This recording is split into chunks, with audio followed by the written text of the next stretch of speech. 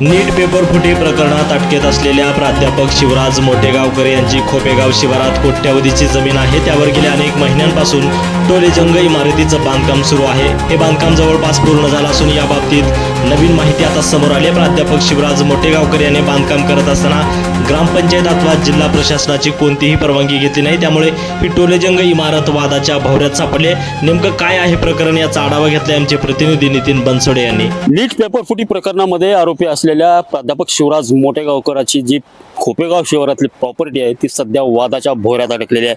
आपण पाहतोय लातूर शहराच्या जवळ असलेल्या खोपेगाव शिवारामध्ये ही अवाढव्य टोलेजंग इमारत जी आहे ती या इमारतीचं बांधकाम गेल्या काही दिवसापासून काही महिन्यांपासून सुरू असल्याचं या ठिकाणी पाहायला मिळतं. आणि या संपूर्ण बिल्डिंगचं बांधकाम करत असताना प्राध्यापक शिवराज मोठेगावकर यांनी खोपेगाव ग्रामपंचायतीची कसलीही परवानगी घेतलेली नाही. त्यासोबतच जिल्हा प्रशासनाकडून देखील कसल्याही स्वरूपाचा बांधकाम परवाना घेण्यात आलेला नाही. त्यासोबतच सगळ्यात पहिल्यांदा जर पाहिलं तर पहिल्यांदा बिल्डिंग उभारली आणि नंतर परवानगीसाठी या ठिकाणी शिवराज मोठेगावकरनं प्रशासनाकडे अर्ज दाखल केले. मात्र प्रशासनाकडे अर्ज दाखल करत असताना प्रशासनातल्या ज्या कागदोपत्री पुराव्याच्या आधारे किंवा कागदोपत्री नकाशामध्ये जो नकाशा प्रशासनाला यांनी दाखल केलेला आहे शिवराज मोठेगावकरनं, तो नकाशा आणि प्रत्यक्षात झालेलं हे बांधकाम जे आहे ते संपूर्णपणे या दोन्ही गोष्टींमध्ये मोठी तफावत जी आहे ती जिल्हा प्रशासनाला आढळून आलेली आहे.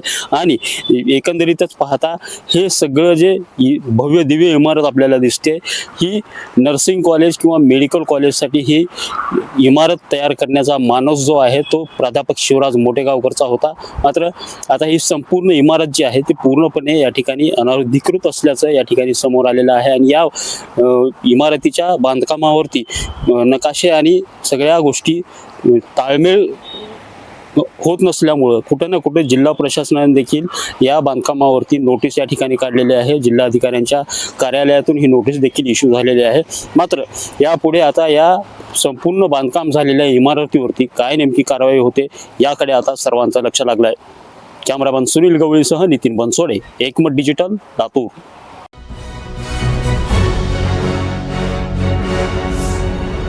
Thanks for watching Ekmat Digital.